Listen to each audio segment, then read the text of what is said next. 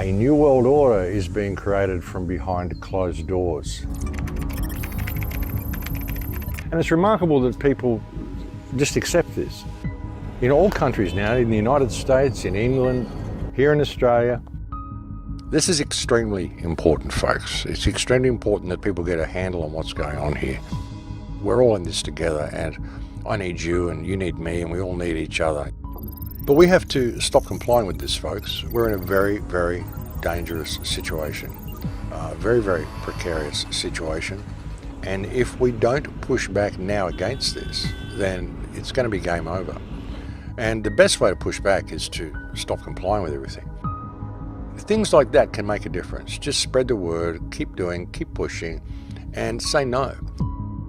Move it into a Hunger Games society. It might take them 10 years, might take them 20 years to do it. The collapse that's just started now may take 10 or 12 years before we see it come to full completion. They will push until we push back, until we say stop. And it's time we said stop. It really is time we said stop. It's time we remove this whole parasitic system from existence and replaced it with something that actually serves mankind, because this system doesn't serve mankind at all. It really doesn't, you know.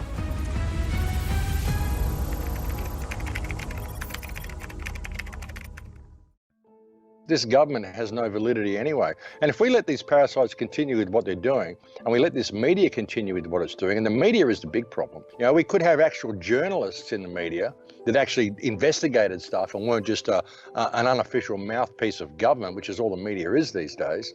You know, if we had a real media with real journalists, all this would all come out in the wash, and these parasites would be able to be legally removed and charged for their actions under their law. But we don't have any of that stuff.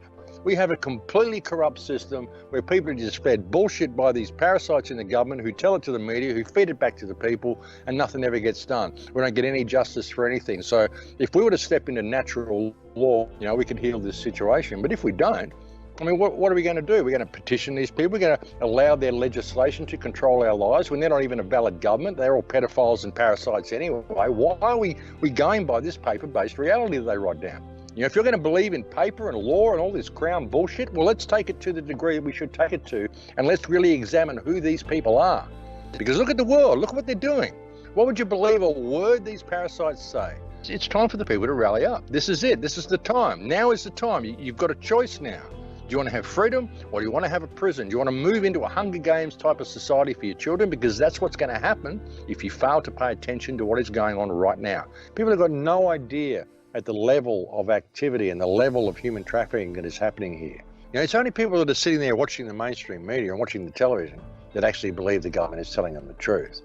But so many people are waking up now. So I think they've blown it. They've really stumbled with this. They pushed too hard too quickly, and they're waking up more and more people. So yeah, I see a huge opportunity with this, brother. I really do. I don't think that we have to go down the path that they want to take us down. I think this is a huge opportunity if people can just share information. That is the most valuable thing you can do at the moment. People just come out of their slumber and say, well, hang on, this isn't right.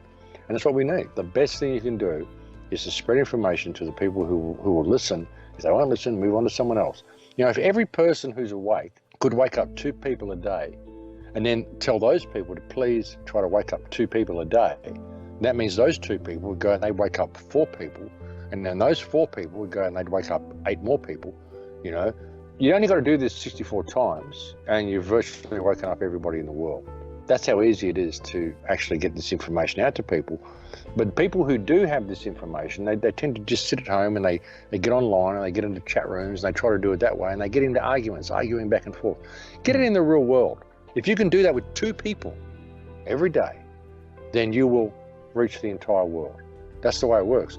2 people. Surely we go out and we talk to 10 or 12 or 20 people every day when we go out and we do stuff, you know. When you go to a shop, you go to buy groceries or go to the butcher or go anywhere, just start having conversations with people. Just say, hey, that's how we can do it, man. If enough people get the information, then there'll just be a huge groundswell, you know, and we can just all go outside and put things back to normal, you know. I mean, that's the way it has to be.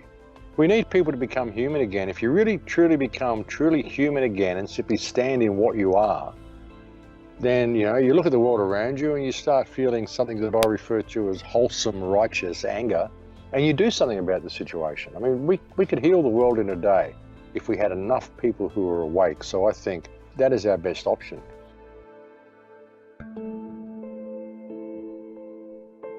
Some people just aren't ready to wake up. It's a big shock for a lot of people to find out suddenly that everything they thought was true about the world is wrong, and that most of their life has been completely meaningless, and they've been working towards goals that they can never achieve.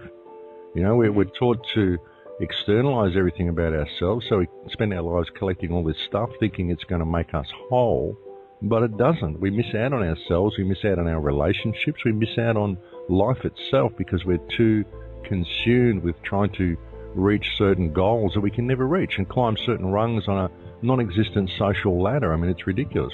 We're living in a matrix. We're quite literally living in a fictional construct, and people, it's a real shock for them when they wake up to it. And they've got to understand that they can do something about changing it. They can change the direction we're going. I believe that all of these problems that we're facing are opportunities. I think that we're actually at one of the most pivotal times in human history where we're being presented, for the first time in human history, we're being presented with a real opportunity for freedom. Because with the internet and the way the world has been made smaller now, we've now got the whole workings of the mechanism laid bare for all to see. Everyone can see how controlled they are. Everyone can see how much they're being scammed, how much the wealth of this planet is being stolen by a very, very few people. Through this whole fictional system, this paper-based reality they've created, all this legislation that they call law. So people are beginning to wake up and they're beginning to see it. And this, I believe, is the first time in human history that we've ever had this laid so bare for all to see. And this has thereby provided us with the greatest opportunity we've ever had for some real freedom if we choose to act. If people really can understand the power of themselves that they have in themselves and their power to simply step away from this entire fictional system, the whole system would cease to exist. The problem is that people, they form these committees, these groups, and they go on the rampage to attack it. There's a figurehead that gets corrupted. It's an organization. They incorporate. They do all this. They become what they're fighting. They try to attack it using its parameters.